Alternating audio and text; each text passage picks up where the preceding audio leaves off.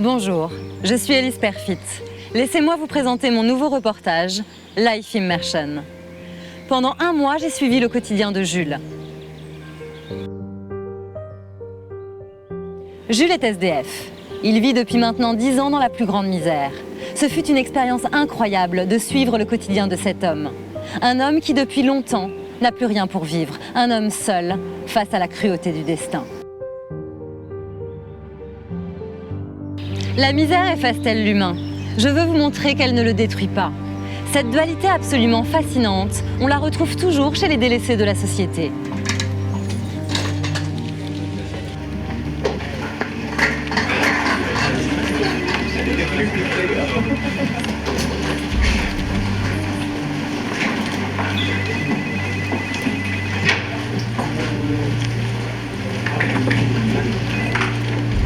Sa vie est faite d'errance, de misère, de peur, mais aussi parfois de joie.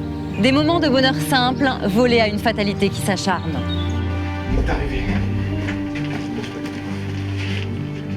Paul, c'est quoi ce truc? C'est Luc. Parlez plus fort, Paul. Mais c'est Jules, enfin c'est... Je sais très bien qui c'est. Vous pensez vraiment que c'est ça qu'il faut pour le reportage? Un grand bâtard noir. C'est quand même pas compliqué, si? Dans Life Immersion, il y a life, mais il y a surtout immersion. Et pour moi, c'est ça le rôle d'un journaliste. Je pense qu'un vrai journaliste doit être au plus près de la réalité, montrer ce qui ne peut être vu, donner une voix à ceux qui n'ont pas la parole. Pour moi, les personnages comme Jules sont des gens que notre société a abandonnés. J'ai peur. Aujourd'hui, ça va être un peu difficile.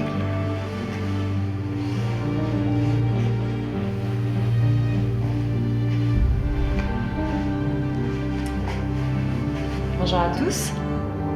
Il ne faut pas oublier que ces délaissés, et c'est le cas de Jules, sont avant tout des victimes, des innocents, ces êtres qui malheureusement se sont égarés.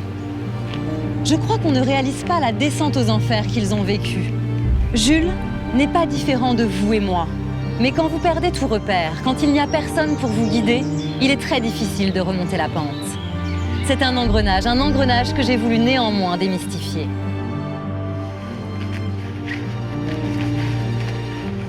Il lui manque un bonnet, on a ça?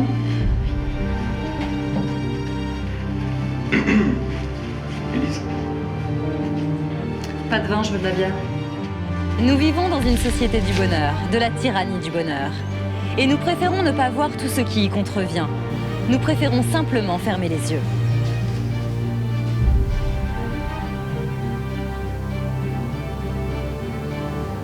Plus terne le teint.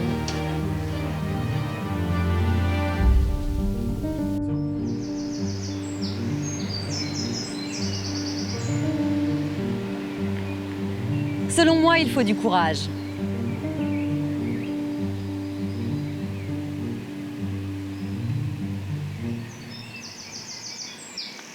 Oui, il faut un certain courage pour affronter cette réalité-là. Coupez, on la refait.